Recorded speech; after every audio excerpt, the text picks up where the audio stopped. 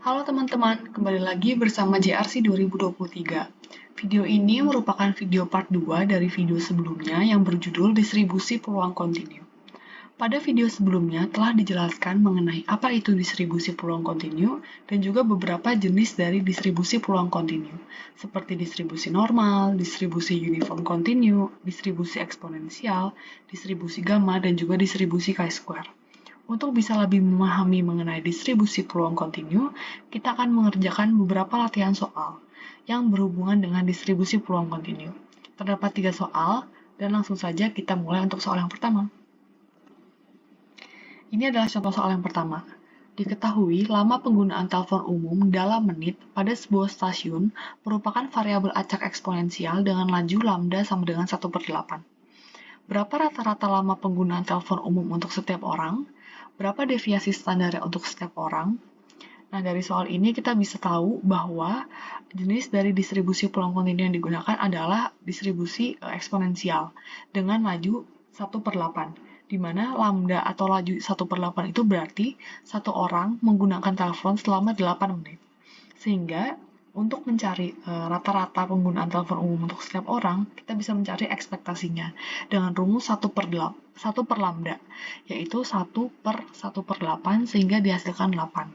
Sehingga dapat disimpulkan bahwa rata-rata lama penggunaan telepon umum untuk setiap orang adalah 8 menit. Kemudian, untuk bisa mencari deviasi standar untuk setiap orang, kita bisa mencari dulu variansnya dengan menggunakan rumus 1/lambda kuadrat dan didapatkan nilai 64. Dan dari nilai 64 itu kita bisa cari deviasi standarnya dengan mengakarkannya sehingga dihasilkan nilai 8. Sehingga dapat disimpulkan bahwa deviasi standar untuk setiap orang adalah 8. Oke, langsung saja kita lanjut ke contoh soal yang berikutnya. Pada suatu perusahaan pembuat minuman, sebuah mesin disetel menggunakan untuk mengeluarkan minuman sebanyak 300 ml. Sesungguhnya, mesin tersebut akan mengeluarkan minuman antara 290 ml hingga 310 ml.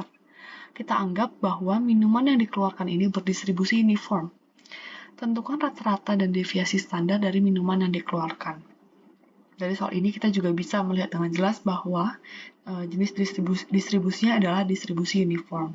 Dan untuk mencari rata-ratanya, kita bisa menggunakan rumus ekspektasinya yaitu B plus A per 2, di mana B plus A ini adalah rentang mesin itu mengeluarkan minuman, yaitu 290 dan juga 300. Sehingga kita bisa mencari nilai B plus A per 2 ini yaitu 310 ditambah 290 dibagi 2, yaitu 300. Sehingga bisa disimpulkan bahwa rata-rata mesin tersebut mengeluarkan minuman adalah 300 ml. Dan untuk bisa mencari standar deviasinya, sama seperti contoh soal nomor 1, kita cari dulu nilai variansnya. Di mana kita bisa menggunakan rumus B minus A kuadrat per 12 dan didapatkan nilai 400 per 12 yaitu 33,3 dan kita bisa mendapat nilai deviasi standar dengan mengakarkan varians dan dihasilkan nilai 5,77. Oke, kita akan langsung lanjut lagi ke soal yang terakhir. Ini adalah contoh soal yang terakhir. Pada bagian pengendalian kualitas di sebuah perusahaan, usia bola lampu diasumsikan berdistribusi normal dengan mu sama dengan 2000 dan sigma sama dengan 200 jam. Tentukan rata-rata usia bola lampu dan deviasi standarnya.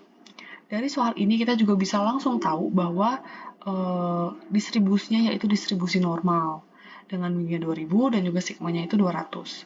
Untuk bisa mencari rata-ratanya itu cukup mudah ya, dimana untuk distribusi normal sendiri ekspektasinya yaitu sama dengan mu itu sendiri, sehingga nilainya yaitu 2000. Dan untuk variansnya yaitu sigma kuadrat, sehingga 200 kuadrat yaitu 40.000. Dan untuk mencari deviasi standarnya, kita akarkan lagi variansnya, jadi kita peroleh nilainya 200. Nah, untuk contoh soal ini, kita akan mencoba mencari informasi lebih lanjut lagi. Kita akan mencoba untuk menghitung berapa peluang usia bola lampu itu berada di antara 1800 hingga 2200 jam. Dan bagaimana kita mengetahui berapa nilai peluang itu? Pertama kita harus cari dulu nilai z-score-nya karena ini merupakan distribusi normal. Dan z-score ini dapat diperoleh dengan rumus x minus mu per sigma.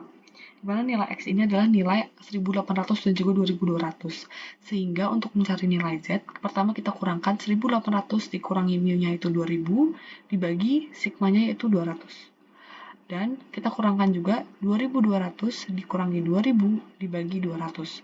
Sehingga dihasilkan nilai minus 1 dan juga 1. Dan di sini kita singkat plus minus 1. Sehingga kita peroleh bahwa nilai Z itu berada di antara minus 1 dan juga 1.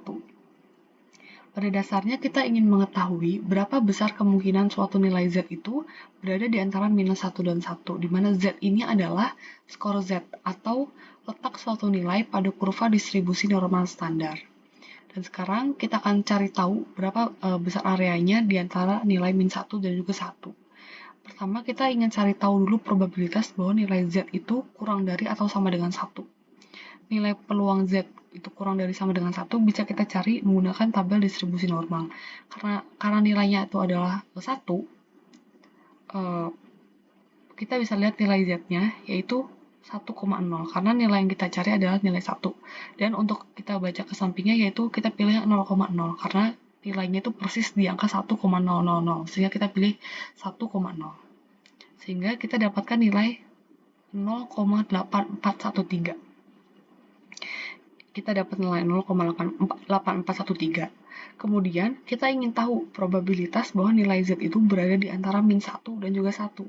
Dan hal ini sama saja dengan pengurangan nilai 1 dengan probabilitas bahwa nilai Z itu lebih besar dari 1. Sehingga 1 dikurangi 0,8413. Sehingga dengan rumus ini, kita bisa peroleh nilai akhirnya yaitu 0,6826.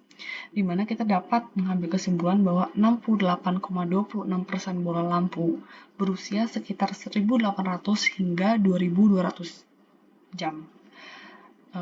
Demikian penjelasan dari saya mengenai contoh-contoh soal mengenai distribusi peluang kontinu. Kurang lebihnya mohon maaf. Terima kasih. Sampai jumpa di video selanjutnya.